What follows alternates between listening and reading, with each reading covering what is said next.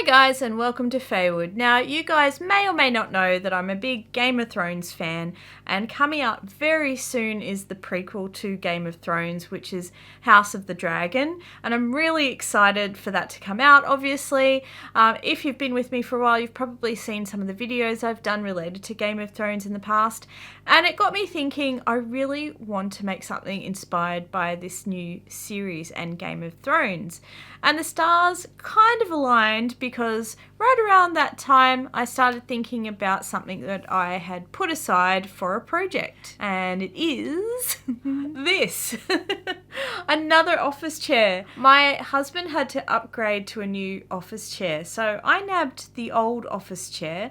Now it's not without its problems. Unfortunately, it doesn't roll around very well because the center of it kind of punched through to the past the wheels. I don't know what happened there. So it's not like an amazing chair in any stretch, but I think it's a perfect base for turning into another fantasy throne. Now, most of you have probably seen the video where I did this office chair up into a fairy throne.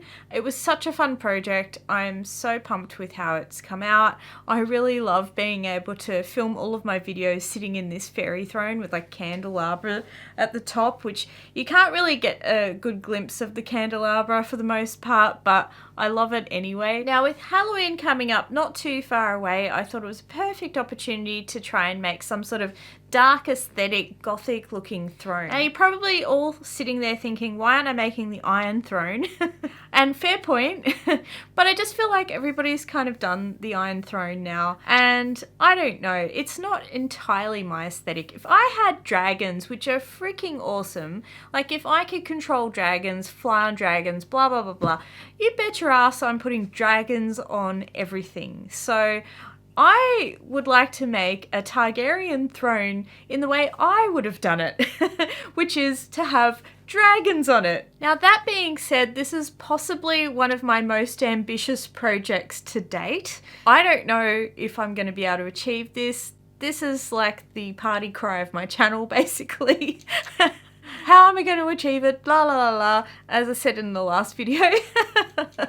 I know I'm a bit of a broken record, but honestly, how am I going to do this? I have grand plans, guys. Grand plans. And I hope to God I can pull off these grand plans, because it'd be so freaking cool to sit in a throne that has a dragon like wrapped around it.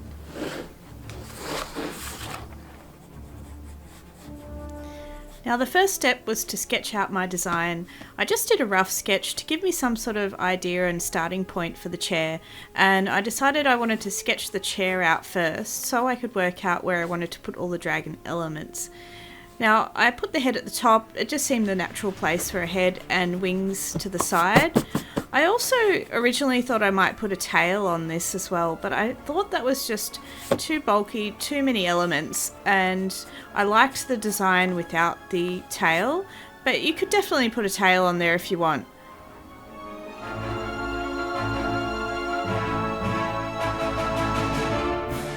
And once I had my design, it was time to go shopping. So I went to Spotlight and a few other places to grab some materials.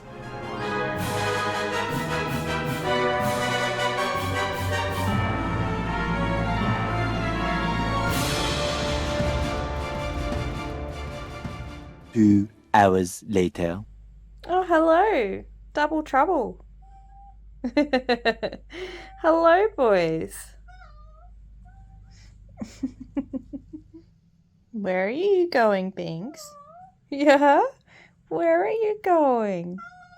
Now, one thing I did get to help me achieve this is this. Now, I would say this is the biggest bag of foam I've ever seen, except that when I bought this, they had bigger bags of foam. Tip from me to you, go to Clark Rubber. If you're in Australia, go to Clark Rubber. I tell you what, they have so many good offcuts there, and they had these big bags of offcuts. Now, I think the prices vary, honestly. They quoted me $30 for this whole bag of offcuts. I can't guarantee that's exactly what the price is every time, but I thought that was a fantastic deal. And all this foam will hopefully help me to fill my dragon. Who needs a chair? I could just sit on this actually. I'm sinking down though. 5 hours later.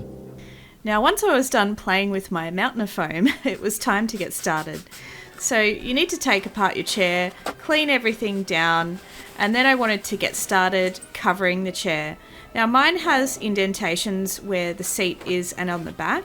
You could cover these with foam, but I decided not to. But I really wanted to glue it down carefully so that that square would stay where it needs to be and it wasn't loose. So I used an E6000 glue in those spots and then a hot glue for the rest of it, and really gave it time to glue in place where it indents.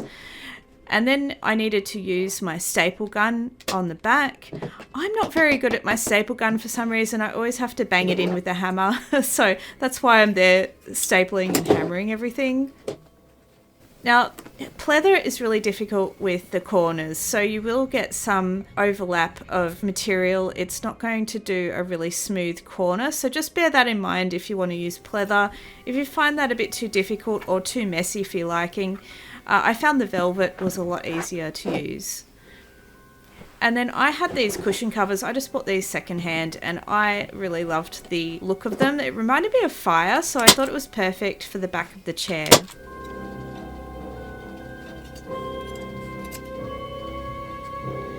Now, I did consider using these circle cutouts of the chair as a design feature, but I thought it might be a little tricky, so I ended up deciding to put foam into them and then I could just cover the chair.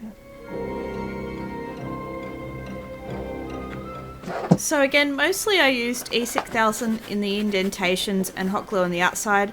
Reason being, E6000 is really expensive, so I didn't want to use it everywhere, and I really wanted it on the parts that I needed to stick down more so, which was those indentations, because it could pull up once you pull everything taut. So that was why I chose to do it that way.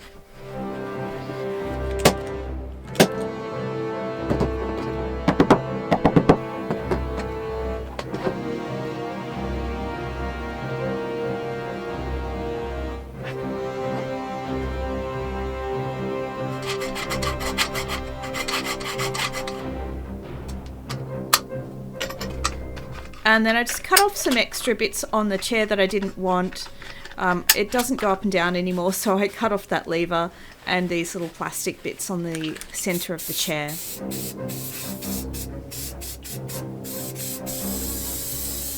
So this honestly looks like the crime scene of a Muppet. Looks like a Muppet just literally like exploded. Well, guys, I'm feeling a bit claustrophobic in here at the moment. There's so much going on. As you can see, there is very little room for literally anything. I've got chair pieces strewn about, bags that I really must get rid of, things for future projects, bits and pieces, foam, bloody everything. My goodness. But it's the end of the day and I am just going to walk away from this bomb site and pretend it's not here and worry about this tomorrow. If I look overwhelmed, it's because I absolutely am. If I said I was claustrophobic before, it's even worse now. I grabbed some cardboard because I want to start doing the wings for this chair. And of course, I grabbed like the largest piece of cardboard ever. I don't know, can you see exactly how big it is? It's so big. And I was like, oh, that's fine. I'll just, put it on the table, whatever. Knocked this slide over, which fell into there, knocked all the threads over, which went everywhere. I've got like zero room in here at the moment because I've got so many big things. In fact, this is the time where I feel like my go big or go home is backfiring on me. But don't tell my husband I said anything like that because he's always telling me to make things smaller. And I never do. So basically, I don't know, you can't even see it. Can you? over there, down there, is the pieces of the chair that I've covered. So, you know, we're making progress. That part's done, the basics are done. I thought I'd just sort of start there because really then I need to sort of build on top of that, the dragon elements. So at the moment, all we have is a slightly gothy red and black kind of office chair. I do really like the plether material that I got for this though. I do think that sort of crisscross diamond fabric look, I don't know, I really like it. I was kind of drawn to it. Anyway, I'm trying to gather my thoughts here because I've got a million things going on in my head right now. Boys, what are you scratching? I've got the two youngest cats following me around because I'm doing interesting things, and that means they need to be part of whatever I'm doing, and so they're scratching on all the doors because they want to get in. It's a lot, guys. It's a lot. Boys! I looked up different reference sources online to design the wings and just worked out what elements I liked the most to include into the design. If you're not very good at drawing, you could definitely look on Etsy. Often people will sell designs that you can purchase, and then you can print them poster size using Adobe Acrobat. Oh my god, look at the size of this, guys. I might have gone a bit too big on this one, I don't know. Might have. My thought is, listen to me try and rationalize the reason why this is so big. My thought is though, I do honestly have a reason for making it this size. I really want to make a stretched out wing so that when I maneuver it to the shape that I actually want it, I'm going to get those natural folds and things that would be in the wing like web. So that's why I've made it this big. And I really hope I don't regret it. I made this part the right size for like the angled bits of the top of the chair because I figure that's the perfect spot to have the wings come out of. I hope I don't regret the size of this, but I don't know. It felt right at the time, so I just went with it. And we'll see how this turns out, I guess. Oh, could you imagine wearing these as a costume wing? Far out, man. This would be the largest costume wings I've ever had. Wow.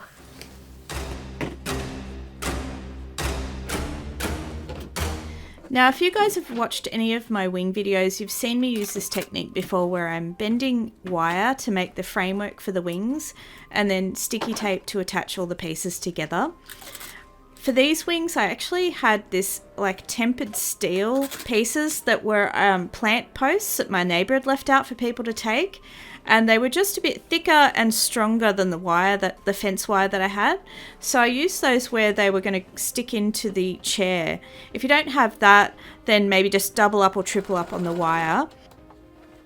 And then I cut out a front and back piece for the wings and sewed each piece onto some sew-on interfacing just to give it a bit more structure so it would sit a bit better like a wing instead of just a piece of material.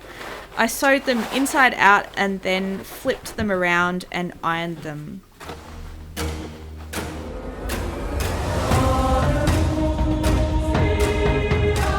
Once I turned them inside out and ironed them, I did a stitch about 1/2 centimetre around the edge just to give it a crisper line on the outside. I also did some rows of stitching from the bottom of the wings to the top, about 1 inch apart, and I followed the contours of the wing until I couldn't fit in any more rows. I just wanted to make it one solid piece of fabric instead of just stitched around the outside. And then I started to actually add some colourful stitching with my freeform stitcher after that. I tried to do like shading where I thought it would naturally be on the wings. Well guys, I don't know if you can see the threads there, but basically I'm getting what's apparently called eyelashing, where the little threads are sticking up like little eyelashes, I guess. And apparently that's a tension issue. And I've been messing around with the tension and it's just looking terrible. So I'm going to have to play around with this a bit more because currently this sort of free form stitching is only looking good on one side and the other side ends up looking terrible. Actually, you might be able to see it on that side. It's terrible. So I tried to like go over it and over it, just thinking maybe I can just sew those little things down, but then I was realizing this just keeps doing it and it's really not looking good at all. So apparently you need to change the tension while your presser foot is up, and I think that's where I was possibly going wrong. And sometimes I feel like the tension of my sewing machine gets a little off, you know, it just, I don't know, the top stitch seems to get real tight for some reason, and I don't know why. I'm going to have to unpick all of that because it looks absolutely horrendous. 2,000 years later. This is what I have so far. I'm not sure if I like it or not, if I'm totally honest. It's that kind of interim phase where I might like it. It's far from perfect. Far, far, far from perfect. You know, it's got some bits where the fabric kind of overlapped a little bit when it's sewed down. I had a lot of problems with the stitching foot. I guess the thread tension, more to say. I don't know what was going on, and I still haven't quite figured it out because like I looked at all these different tutorials about how to adjust the tension of the thread, and adjusting it's pretty straightforward, and I kept changing it like forward and backward, but it would be, you could tell the tension wasn't right, it was loose because it was creating the loops, but then the thread would also snap, which suggests it's tight. And I noticed the bobbin might be the problem, like when I played around with like, I don't know, just I noticed thread getting caught in one bit in the bobbin, and I'd sort of adjust that and then it would work okay for a bit. So I have a feeling, I have a suspicion that the bobbin has something to do with it. I don't know if you can hear that, guys, but those are cockatoos and they are so loud. And they always come in like packs, like they always fly around in groups. So when you get a group of them nearby, it's bloody loud. Anyway, so yeah, I had this idea initially that I was going to do all of this colour shading with thread using the freeform stitcher, and I was really excited about that, but just with all the issues that I've had, I stopped short of what I was initially intending to do. Decided I might use some fabric paint instead to get some of the colour shading that I want. Or actually I might even pull out my airbrush and try that. Although that can be frustrating as well because I find that the compressor for that shuts off within like 5 or 10 minutes. And once it does that, it takes so long, like it wants to shut off all the time because it gets hot. I might need to get a new one, honestly, because it's just painful to use.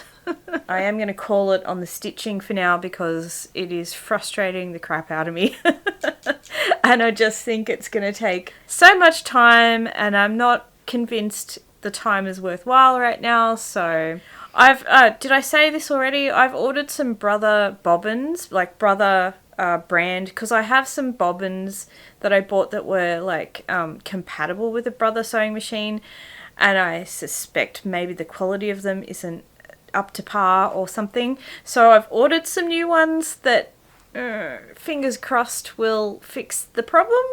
But yeah, in the meantime, I think we're just going to move on with other things. Now this was my original airbrush, and it was okay as a starting point, but it only had a really short run time of about 10 minutes.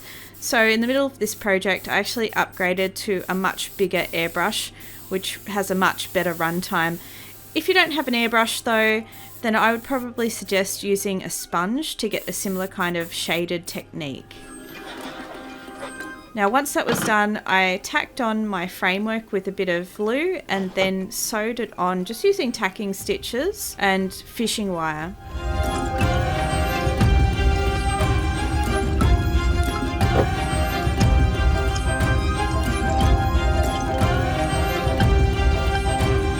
So you'll see I allowed a little bit of extra wire at the base, and that's because I wanted to make little spikes at the end of each of the spines.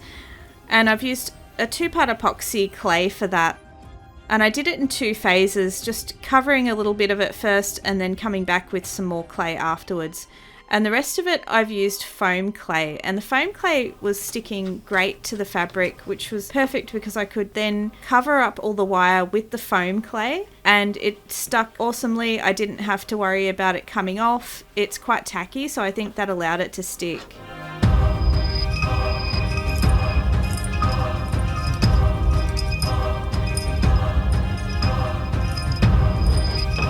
And once the foam clay had set, I started to bend it at the join to get the shape that I wanted out of the wing.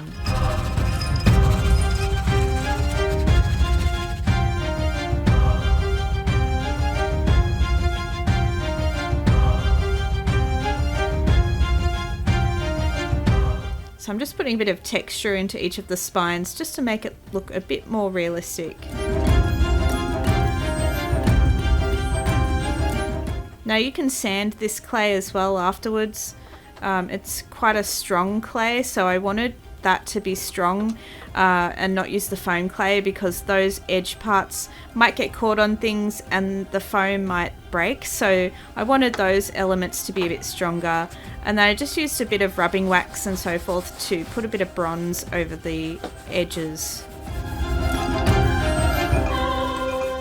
I thought it was high time I checked in with you guys. It's been a long time on my end. I know it's immediately after whatever happened before for you guys, but I've spent a lot of time working on this project, and so far I feel like, not that I don't have a lot to show for it, but I still feel like I have so much left to go. The wings have taken a really long time, but I really wanted to make them look super cool, and I really feel like they could be awesome costume wings if you wanted to just make a pair to wear, but we're not doing that today. So I'm moving on with some other parts of the project now. I still have a few things left that I want to do.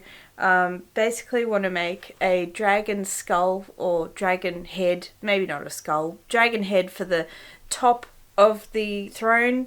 And I want to make some like talons, you know, or dragon claws for the armrests here. And so I've been trying to have a look at this and work out exactly how I want to do it, because there's so many ways I could go about it. Like I could keep this foam and I could build around it, or I could pull this off, create something new over the top. I have different foams I could use, or different clays. I haven't quite decided how I'm going to do it. So yeah, you guys will see in just a second how I decide to do it. I am thinking I might take this padding off that's already on there though, and add my own shape because it's not quite the shape I want, and I just don't feel like I can achieve exactly what I want with this on there. So I might take the plunge and pull this off and hope for the best.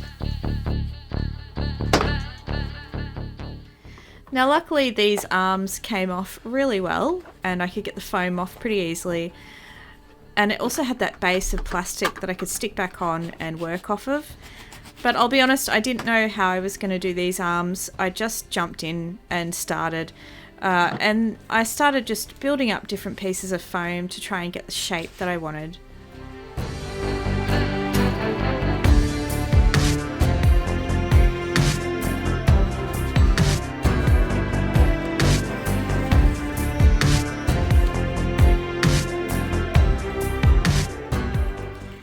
And I've used contact cement here to attach it. That's a great thing to use for foam, and you can use it to attach it to other things as well. And then I wanted to make the fingers, dragon fingers I guess, so I carved these out of foam. And then I thought the best way would be to stick a piece of wire into the center of them with a bit of contact cement so it stayed put.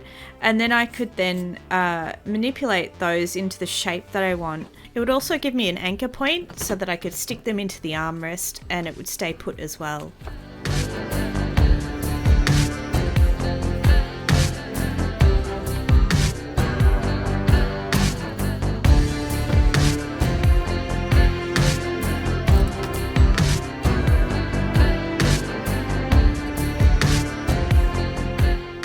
And once I'd built up all the shapes that I wanted, I did carve some of it away with my knife, but then I went in with a wood burner. Now this does create a lot of fumes, so make sure you've got a really well ventilated area, or if you've got a mask you can wear, that's even better.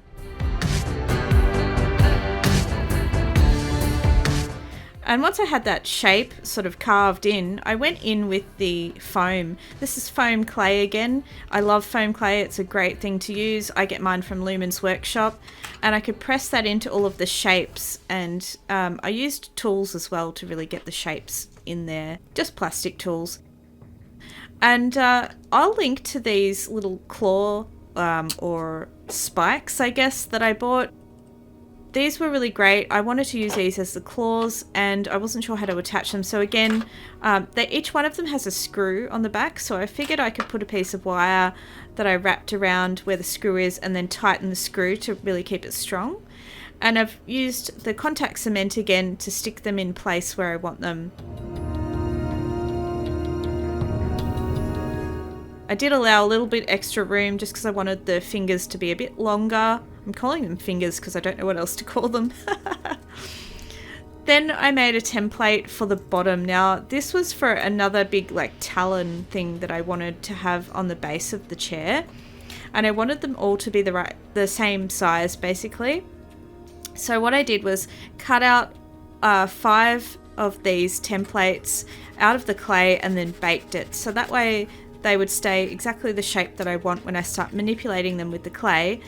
And I just built them up on each side one at a time. So one side I would build up into the size claw that I want. You can see I'm using a little bit of liquid poly clay as well to help it attach. And it's good to score your work as well, just to make sure it's really strong. And then I'd bake it, and then I'd flip it, and I did the other side.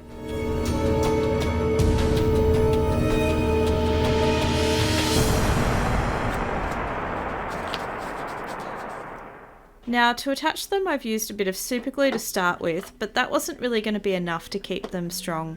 So I was thinking about how I was going to do it. I used a bit of hot glue, but then I decided to go in with some more of my epoxy clay. The great thing about epoxy clay is, well, firstly it air dries, but because it's epoxy clay, it sticks things in place very well. So it can be great for things like this where you need a bit of an anchor point. And these spikes, again, I've just super glued on and some epoxy clay around the edge.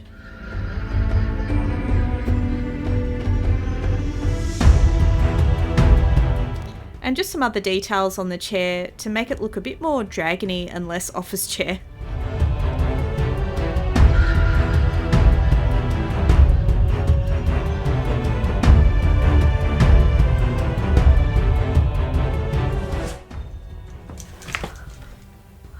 I got this sign from my husband under the door because I wouldn't stop and make him a hot chocolate. All the boys say you stink. Love all the boys. I feel like this project has been going on forever and a day, but I'm really happy with the progress. Like, I love everything I've done so far. It's just that it's such a big project when you add it all together, and these things always take longer than I think they will. I mean, will I ever learn? I'm always like surprised somehow of how long it takes. Mind my rough appearance. I've went for a walk. I don't have any makeup on, and I'm looking a little shiny because I've got sun cream on. Anyway, look at a bit of a mess, but I just thought I just want to get stuck in. I don't want to stop and do makeup or anything like that. So yeah, we've got some dragon armchair rest things. The whole thing is foam, which is cool because it's like comfy-ish, I guess. You know, if you're resting your arms on it, it's going to be kind of comfortable. So, you know, mixture of like foam pieces and then foam clay on top to get scales and, you know, sculpt the hand. I was nearly going to do like the thumb,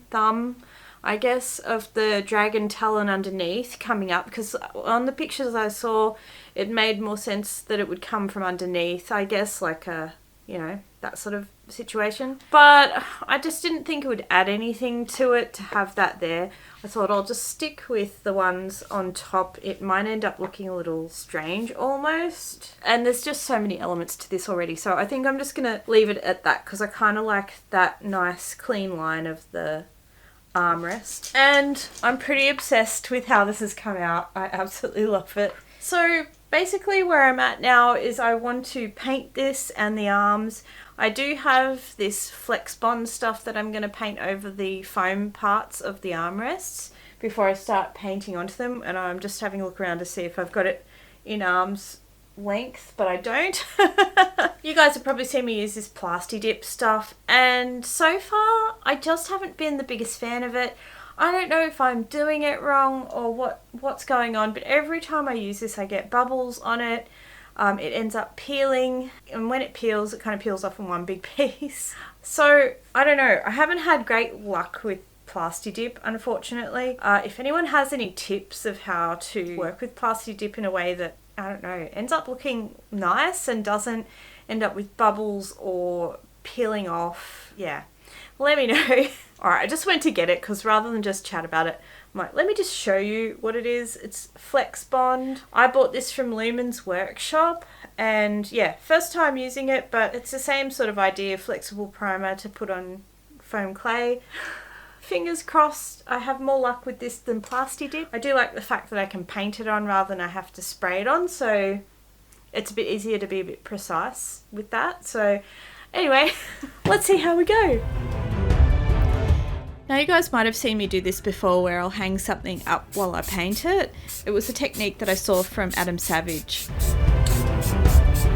I decided to go in with the same spray paint I used originally just to cover some of it, and then go in with an airbrush afterwards. And then I was also at the same time putting a coat of the Flex Bond onto my arms, which I must say I love Flex Bond. It is so good. I really love it.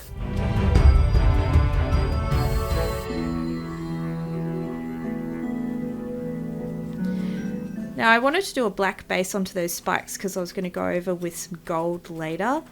And I'm dry brushing these instead of using an airbrush, just because I want to keep a bit of the black in each of the crevices. So dry brushing, you just use a really coarse brush and put a very little amount of paint on, and it allows the nooks and crannies to stay the original colour, and it gives some more detail to things when you're painting. It's a great painting technique. I've used Molotow Gold for the other details, which is actually a really nice gold colour. I love the Molotow Chrome paint, which you might have seen on my channel before, so I figured the gold would be just as good. And then it was time to reassemble the chair.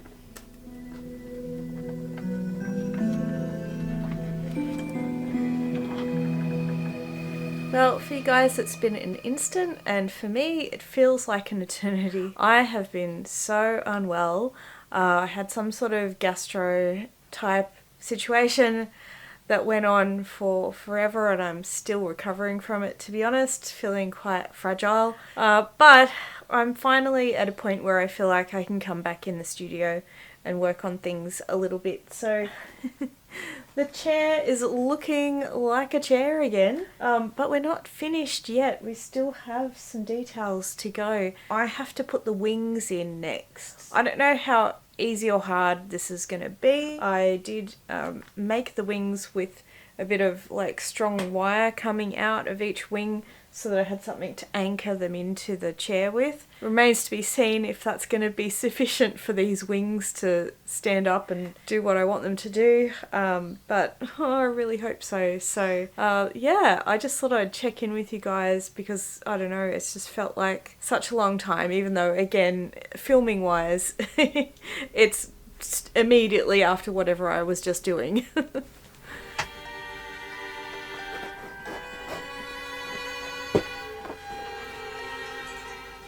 So I used a construction grade hot glue to glue these in, and they had quite a long bit of wire to go into the chair as well to keep them really secure. And then I stitched the extra fabric across the top of the chair. You'll see me putting on a hook here. I did a hook and eye thing so I could hook the wings to the front of the chair. I wanted the option to be able to hook them on or let them sit at the back, so that's why I decided to do that rather than permanently stick them on to the front of the chair.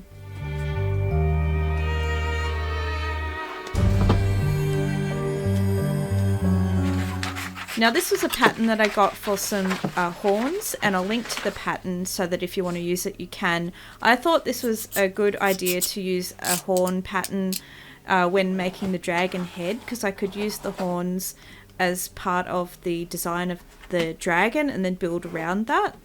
And by doing it with a pattern, it just made sure that the horns were going to be the same size.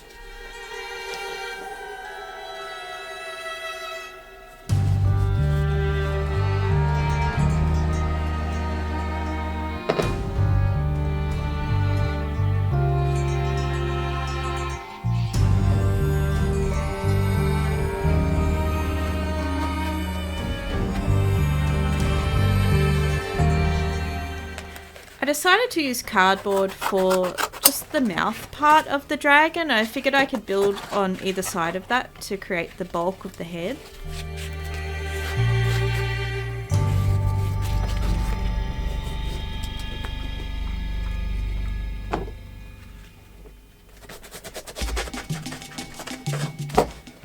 Now this foam is actually the high density foam I used for my original chair. It's just some offcuts I had from that.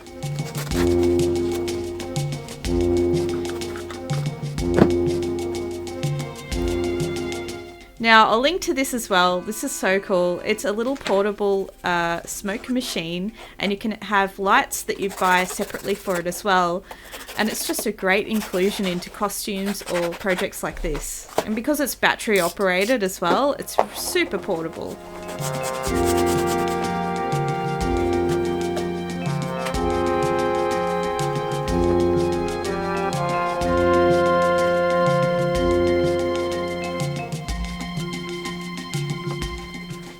Now I had some wooden beads that I figured would be good for eyes, so I just created a little hole that was a little smaller than the eye so that I could really shove the eye in and it would be held, but obviously I glued that in as well.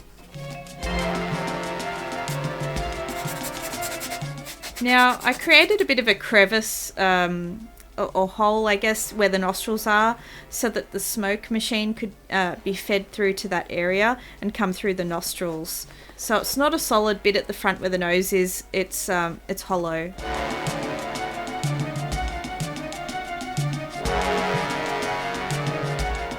And then I just cut some space as well because it's got a tube where the smoke feeds through. And then made sure that I had some foam to stop the smoke coming back on itself.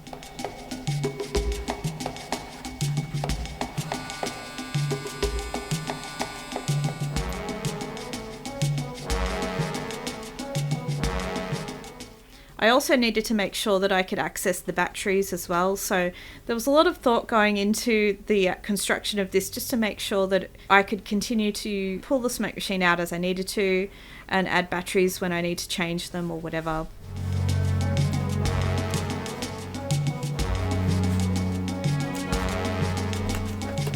And then I decided to add a few more details with Eva foam.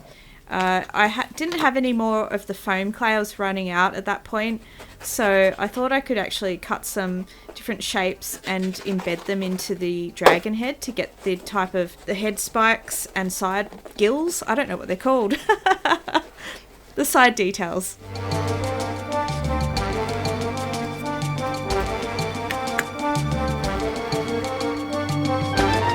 Again, just using my wood burner here to get some detailing on this. Do be careful of the fumes, they are very potent. Make sure it's very well ventilated.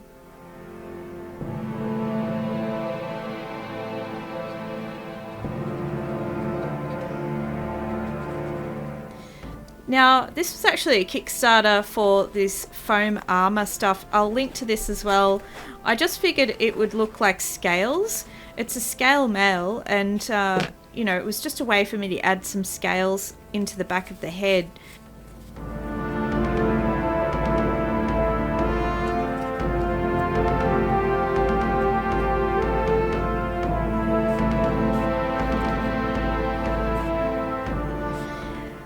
And then I did some larger scales for around the jawbone.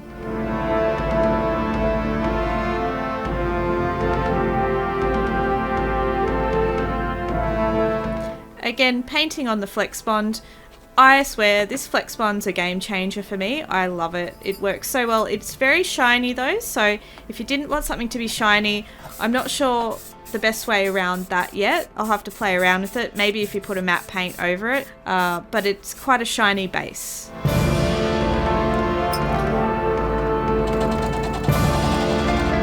And you see I put a big bit of dowel through the top of the chair so that I could stick the head on, and built a neck around it. I built it with foam, but then obviously I needed to put something around it, so I made this sort of neck sheath that could go over it and put some details on it that looked very kind of regal. I had these like iron-on patches that I thought would work perfectly for this. And same dry brushing technique for the head that I did for the arms. I kept the same colours. I'll link the paints that I've used. These are an acrylic that are specifically for fabric, but honestly I think any acrylic paint will probably work fine for this. You just want a flexible paint on the foam, and that's going to work perfect.